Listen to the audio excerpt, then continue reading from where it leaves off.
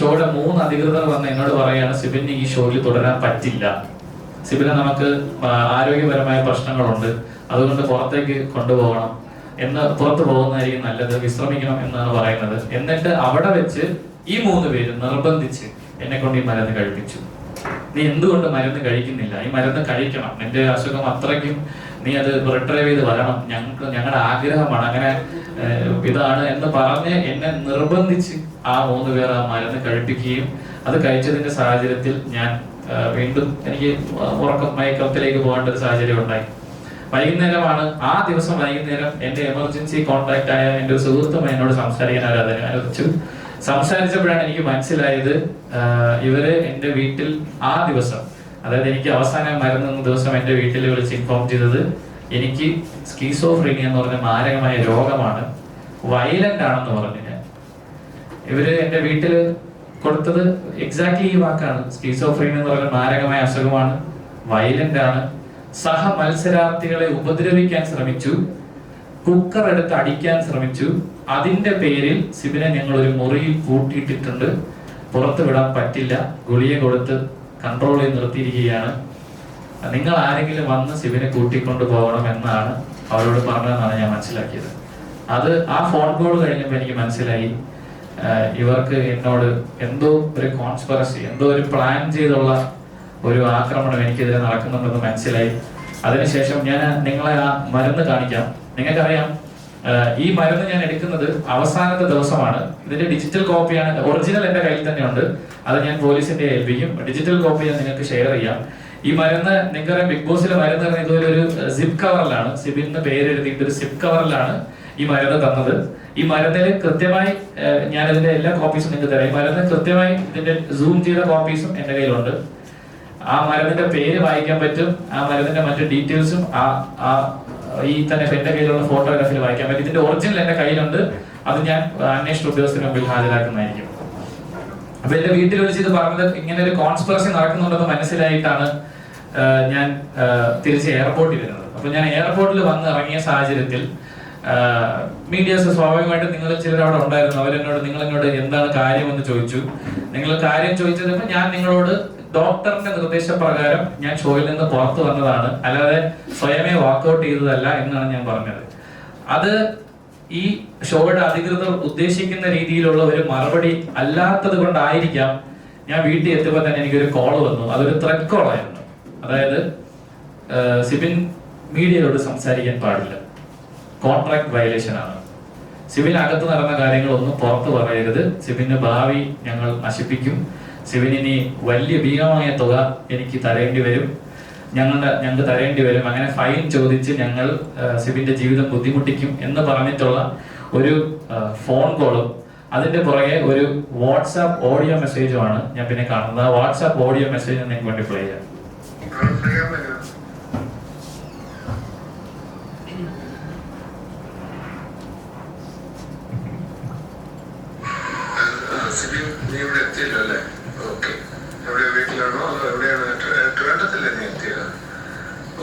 ഞാൻ എന്താ ഈ മെസ്സേജ് അയക്കണമെന്ന് പറഞ്ഞാല്, ഒരു കാരണവശാലും ഒരു ഇന്റർവ്യൂ ഒരു മീഡിയയുമായിട്ടും കൊടുക്കാൻ പാടില്ല.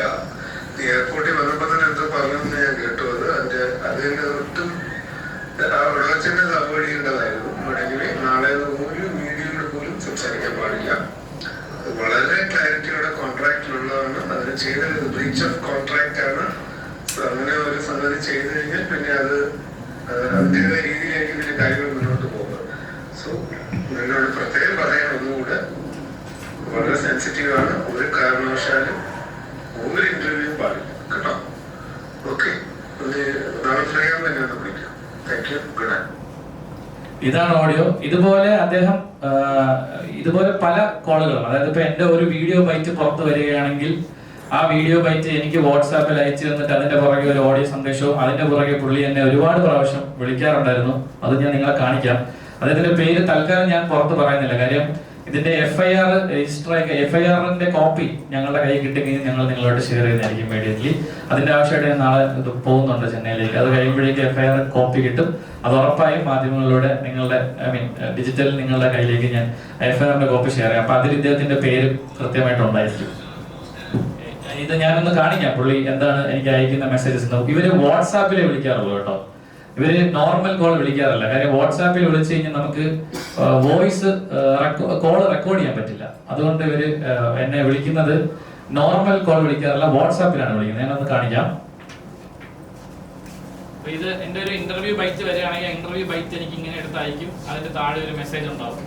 അത് കഴിഞ്ഞ് എന്നെ ബാക്ക് ടു ബാക്ക് ഇദ്ദേഹം ഫോൺ ചെയ്യും.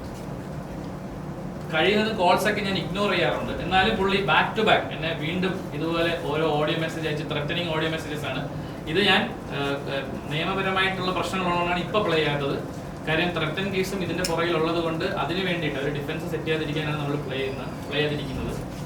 ബാക്ക് ടു ബാക്ക് എന്റെ ഓരോ ഏത് മീഡിയ ഇപ്പൊ ഞാൻ ഇത് ലുലു മോളിൽ കൊടുത്ത ഒരു ചെറിയൊരു ബൈറ്റ് ആണ്, അത് വെച്ച് വരെ എന്നെ ത്രെറ്റൻ ചെയ്തിട്ടുണ്ട്. എന്തിനാണ് ഇങ്ങനെ സംസാരിക്കാം, നീ 100ാമത്തെ ദിവസം നീ എന്ത് പറയും, നീ എന്താണ് ചെയ്യാൻ പോണത്, നിനക്കൊരു ജീവിതമില്ലേ, അങ്ങനെ പറഞ്ഞ് പല രീതിയിലുള്ള ഇത്രയും ബാക്ക് ടു ബാക്ക്. ഈ അടുത്ത ദിവസം ഞാൻ ടു ബി എക്സാക്ട് ഞാൻ ഈ മൂവി വേൾഡ് ഒരു ഇന്റർവ്യൂ കൊടുക്കുന്ന ദിവസം വരെയും ഇവരെന്നെ വിളിച്ചുകൊണ്ടിരുന്നത്. അതിനുശേഷമാണ് ഇവരുടെ വിളി നിന്നത്. അപ്പൊ ഇങ്ങനെ back to back threatening calls, അത് എനിക്ക് മാത്രമല്ല എന്റെ ചുറ്റുമുള്ളവരെ വിളിക്കാറുണ്ട്. എന്റെ സുഹൃത്തുക്കളെ വിളിച്ച് പറയുന്നത് സിബിനൊരു ജീവിതമില്ലേ, അവനോട് പറഞ്ഞ് മനസ്സിലാക്കണം, അവനെ ഞങ്ങൾ ബ്ലാക്ക് ലിസ്റ്റ് ചെയ്തിരിക്കുകയാണ്. പിന്നെ ആ കൂട്ടുകാർക്കുള്ള ത്രെറ്റ് ഇതാണ്, അവനുമായി സഹകരിച്ചാൽ നിങ്ങളെയും ബ്ലാക്ക് ലിസ്റ്റ് ചെയ്യും, നിങ്ങളും ഇനി മീഡിയയിൽ വർക്ക് ചെയ്യില്ല, ഭീമമായ തുക അതിൽ നിന്ന് ഞങ്ങൾ നഷ്ടപരിഹാരം മേടിക്കും. അങ്ങനെയുള്ള ത്രെറ്റനിങ്ങും ഇതിന്റെ പിന്നിൽ ഉണ്ടായിട്ടുണ്ട്.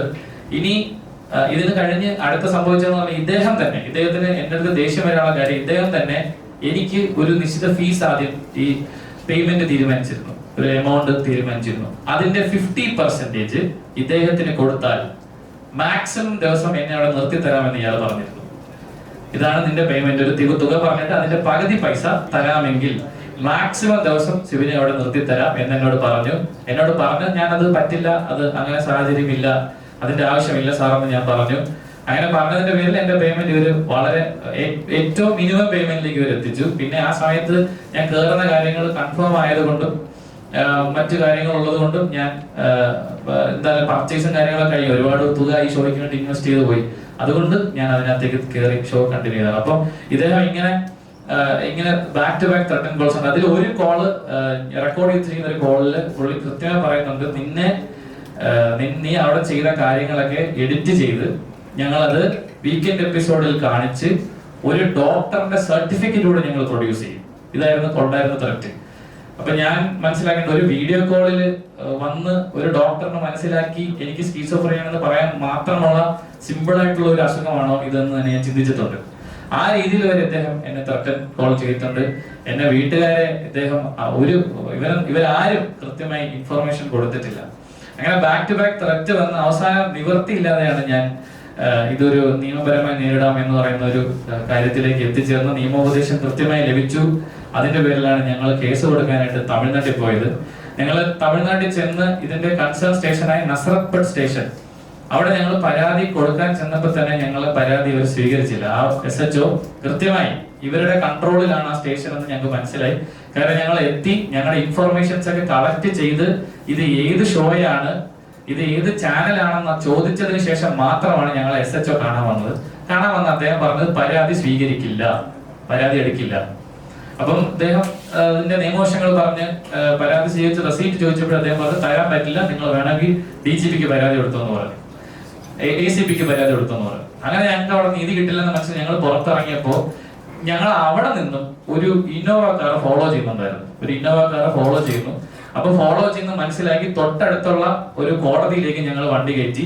അവിടുത്തെ മജിസ്ട്രേറ്റിനെ കാണാനായിരുന്നു ഞങ്ങളുടെ ഉദ്ദേശം.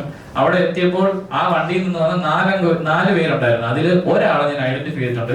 അയാളുടെ പേര് ജീവ എന്നാണ്. ഈ ജീവ എന്ന് പറയുന്നത് എന്റെ മോൾ ഷൈന്റെ ഒരു സ്റ്റാഫാണ്. ഫോട്ടോ കാണിക്കുന്നില്ല, ഫോട്ടോ എന്റെ കയ്യിലുണ്ട്, അദ്ദേഹത്തിന്റെ ഡീറ്റെയിൽസും ഫോൺ നമ്പറും ഒക്കെ എന്റെ കയ്യിലുണ്ട്. ജീവയാണ് എന്നാണ് അയാളുടെ പേര്. അയാൾ എന്റെ മോളുടെ സ്റ്റാഫാണ്. അയാളെ ഞാൻ നേരിട്ട് അങ്ങോട്ട് പോയി ഞാൻ സംസാരിച്ചു, എന്താണ് ഇവിടെ എന്ന് ചോദിച്ചു. പുള്ളി വേറൊരു കള്ളം പറഞ്ഞു. അത് കള്ളമാണെന്ന് എനിക്ക് മനസ്സിലായി. കാര്യം ആ സമയത്ത് ആ കോടതിയിൽ അങ്ങനെ ഒരു കാര്യം ചെയ്യാൻ പറ്റില്ല.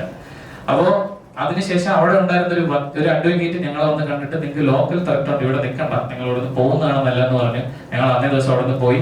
അടുത്ത ദിവസമാണ് ഞങ്ങൾ DGPക്ക് പരാതി കൊടുത്തത്. DGP ആ പരാതി കേൾക്കുകയും കൃത്യമായി നടപടി എടുക്കാമെന്ന് ഉറപ്പുവരും. DGPക്ക് ഞങ്ങൾ തമിഴ്നാട് DGPക്ക് കൊടുത്ത പരാതിയുടെ റെസീറ്റാണിത്. ആ പരാതിയിന്മേൽ കൃത്യമായ ആക്ഷൻസ് എടുത്തിട്ടുണ്ട്. ആ ആക്ഷന്റെ ഭാഗമായിട്ടാണ് എന്നെ ഇന്നലെ വിളിച്ച് നിങ്ങളുടെ കേസിന് നമ്പർ ആയിട്ടുണ്ട്, സ്റ്റേറ്റ്മെന്റ് തരാൻ വേണ്ടി ചെന്നൈയിൽ വരണമെന്ന് പറഞ്ഞത്. അപ്പം ഞാനിത് പബ്ലിക്കിൽ ടേക്കപ്പ് ചെയ്യാനുള്ള കാരണം എന്ന് പറഞ്ഞു കഴിഞ്ഞാൽ ഈ ബിഗ് ബോസ് എന്ന് പറഞ്ഞ ഷോ ഹ്യൂമൻ റൈറ്റ്സിന്റെ 100% ഹ്യൂമൻ റൈറ്റ്സ് വയലേഷൻ ആണ്. അതായത് ഇവർക്ക് വേണ്ട രീതിയിൽ മത്സരം നടക്കുവാനായിട്ട് ഒരു മനുഷ്യന്റെ ജീവിതത്തിനെ അല്ലെങ്കിൽ ജീവനെ തന്നെ ഭീഷണിയാവുന്ന രീതിയിൽ ഇവർ അതിനകത്ത് കാര്യങ്ങൾ ചെയ്യാറുണ്ട്. ഒന്ന്, ഗെയിമിനുള്ളിൽ ഇവർക്ക് എന്ത് മാറ്റങ്ങളോ ഫേവറിറ്റിസോ ഒക്കെ കാണിക്കാമായിരിക്കും. പക്ഷെ ഒരു മനുഷ്യന്റെ എന്താ പറയാ സ്വഭാവം മറ്റു രീതിയിൽ ഇവര് എഡിറ്റിംഗിൽ മാനിപ്പുലേറ്റ് ചെയ്ത് ചിത്രീകരിക്കുന്നു. അതിലും തീരാത്ത ആൾക്കാരെ മരുന്ന് കൊടുത്ത് പരീക്ഷണ വസ്തുക്കളായിട്ട് ഇവർ ഉപയോഗിക്കുന്നത്. ആർക്ക് വേണ്ടി? ഇവർക്ക് ആരാണ് മരുന്ന് സപ്ലൈ ചെയ്യുന്നത്? ഏത് ഫാർമസ്യൂട്ടിക്കൽ കമ്പനിയാണ് അത് ചെയ്യുന്നത്? ആർക്ക് വേണ്ടിയിട്ടാണ് ഇവർ ഇത്തരത്തിലുള്ള ഒരു പരീക്ഷണങ്ങൾ നടത്തുന്നത്? അങ്ങനെ ഇപ്പം നമ്മൾ മൃഗങ്ങൾക്ക് മരുന്നെടുത്ത് പരീക്ഷിച്ചിട്ട് ആ മൃഗങ്ങൾ എന്ത് ചെയ്യുന്നു, ഏത് രീതിയിൽ പെരുമാറുന്നു ഒബ്സർവ് ചെയ്യാനുള്ള ഒരു കൃത്യമായ ഒരു ഇതിലാണല്ലോ മരുന്നിന്റെ ടെസ്റ്റും കാര്യങ്ങളൊക്കെ നടക്കുന്നത്. അങ്ങനെ ഒരുപാട് ചോദ്യങ്ങൾ ഇതിന്റെ പുറകിലുണ്ട്. ആ ചോദ്യങ്ങളൊക്കെ ഞങ്ങൾ ഈ പരാതിയിലൂടെ മുന്നിലേക്ക് വെക്കുകയാണ്. ഇതിന് കൃത്യമായ ഒരു നടപടി ഉണ്ടാകുമെന്ന് ഞാൻ പ്രതീക്ഷിക്കുന്നു. ഞാൻ നിയമത്തിലെ വിശ്വാസമുണ്ട് എനിക്ക്. ഒരു കോർപ്പറേറ്റ് കമ്പനിയാണ് അപ്പുറത്തുള്ളതെന്ന് കൃത്യമായ ബോധ്യത്തോടു കൂടിയാണ് ഞങ്ങൾ ഇറങ്ങിയത്. നീതി ലഭിക്കുമെന്ന് പൂർണ്ണമായ ബോധ്യമുണ്ട്. അത് മാത്രമല്ല, എനിക്ക് ജനങ്ങളിലേക്ക് ഇത് എത്തിക്കണം, എല്ലാവരും അറിയണം. ഒരു ഷോയുടെ മറവിൽ ഇവര് കാണിക്കുന്ന ഈ പറയുന്ന ഹ്യൂമൻ റൈറ്റ്സ് വയലേഷൻ, ഒരു മനുഷ്യന്റെ ജീവന് പോലും യാതൊരു ഒരു വിലയും കൊടുക്കാത്ത രീതിയിലാണ് ഇവർ കാര്യങ്ങൾ ചെയ്യുന്നത്. എന്തിന്? എന്റെ അച്ഛൻ വയ്യാതായി, അദ്ദേഹത്തിന് ഹാർട്ട് ഓപ്പറേഷൻ ആണെന്നുള്ള കാര്യം എന്നെ അറിയിക്കണമെന്ന് പറഞ്ഞപ്പോൾ പോലും ഇവര് സമ്മതിച്ചില്ല. മറ്റ് ബാക്കിയുള്ളവർക്കൊക്കെ അതിനുള്ള പ്രൊവിഷൻ കൊടുക്കുമ്പോൾ എന്നോട് അത് ചെയ്തില്ല അവര്. അങ്ങനെ ബാക്ക് ടു ബാക്ക് എന്നെ ഒരു ഉപദ്രവിക്കണം. ഇതിൽ ഏറ്റവും ഹൈലൈറ്റ് ആയിട്ട് ഞാൻ ചൂണ്ടിക്കാണിക്കുന്നത്, ഇവരുടെ ഭാഗത്ത് തെറ്റില്ല എങ്കിൽ എനിക്ക് തരാൻ സമ്മതിച്ച കോൺട്രാക്ട് പ്രകാരമുള്ള പേയ്മെന്റിന്റെ ഡബിൾ പേയ്മെന്റ് ആണ് ഇവരെനിക്ക് തന്നത്.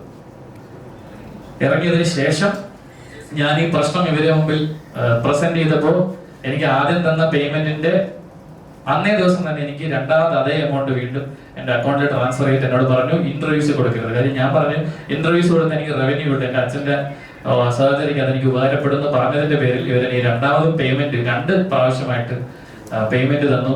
ഇനി സിബിൻ പുറത്തേക്ക് സംസാരിക്കരുതെന്ന് പറഞ്ഞു. അപ്പൊ ഇതാണ് എനിക്ക് നിങ്ങളോടൊക്കെ പറയാനുള്ളത്. 100% ഹ്യൂമൻ റൈറ്റ്സ് വയലേറ്റഡ് ആയിട്ടാണ് ഈ ഷോ അവർ നടത്തുന്നത്.